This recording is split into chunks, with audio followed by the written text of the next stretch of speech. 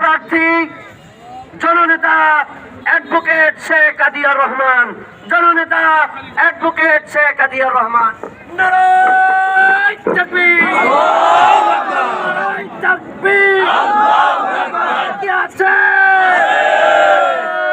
করছে মার্কা হাত পাকা, সবার মুখে হাত পাকা, পাটুয়াতে হাত পাকা, বাগেরহাটে হাত পাকা, শোনা যায় হাত পাকা, আগামীতে হাত পাকা, বারোটারি হাত পাকা, সংসদে হাত পাকা। নারায়ে তাকবীর, আল্লাহু আকবার। বিসমিল্লাহির রহমানির রহিম। আসসালামু আলাইকুম ওয়া রাহমাতুল্লাহ।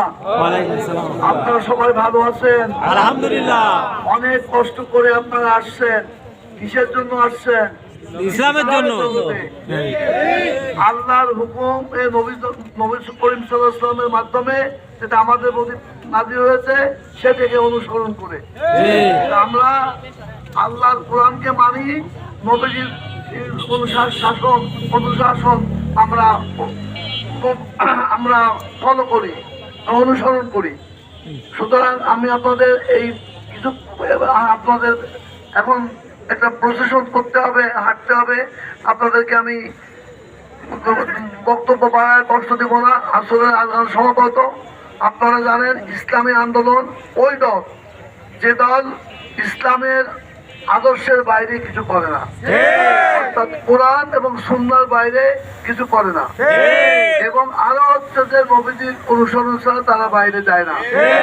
যারা ইসলাম এবং নবীর অনুসরণের বাইরে গেছে তাদের সঙ্গে কি আমরা থাকতে পারি? তাই আপনারা দেখবেন যে তাদের সঙ্গে যারা থাকে তাদেরকে বুঝাবেন যে না, ইসলামের বাইরে তার কোনো শক্তি নাই, সুযোগ নাই। আর একটা কথা বলি, ইসলাম হচ্ছে শান্তির ধর্ম। এই শান্তির ধর্মের মধ্যে হযরত মুহাম্মদ সাল্লাল্লাহু আলাইহি ওয়াসাল্লাম হিন্দু, মুসলিম, বৌদ্ধ, খ্রিস্টান সবাইকে সমানভাবে দেখে গেছেন, এবং আমরাও এই শান্তির ধর্মে ইসলাম ধর্মের ইসলামী আন্দোলন বাংলাদেশ আমরাও হিন্দু, মুসলিম, বৌদ্ধ, খ্রিস্টান সবাইকে এক চোখে দেখবো।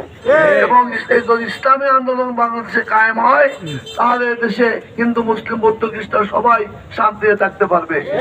আমি সারা বাংলাদেশের কথা বলতে চাই না, অন্তত বাগেরহাট কচুয়ার কথা বলতে চাই। আমার মনে অনেক ইচ্ছা আছে শেষ বয়সে এই রাজনীতিতে আসা, বাগেরহাট কচুয়ার উন্নয়নের জন্য। বাগেরহাট কচুয়ার বিভিন্নমুখী উন্নয়ন, বিভিন্ন রকমের অপকর্ম থেকে রক্ষা করা এবং বাগেরহাটকে একটি আদর্শ বাগেরহাট করে তোলা, এই আমার স্বপ্ন। আপনারা সবাই প্রচেষ্টা করেন, খাটেন, এবং আল্লাহ যদি হুকুম থাকে ইনশাআল্লাহ জয়ী আমরা হব। আল্লাহ ছাড়া জয়ী করার কোনো জয়ী কাকে বলে? খালি ভোটে জিতলেই কি জয়ী হয়? ইসলামের আদর্শকে যদি আমরা অনুপ্রাণিত হয়ে ইসলামের পক্ষে কাজ করি তাতে ভোটে না জিতলেও জয়ী হয়।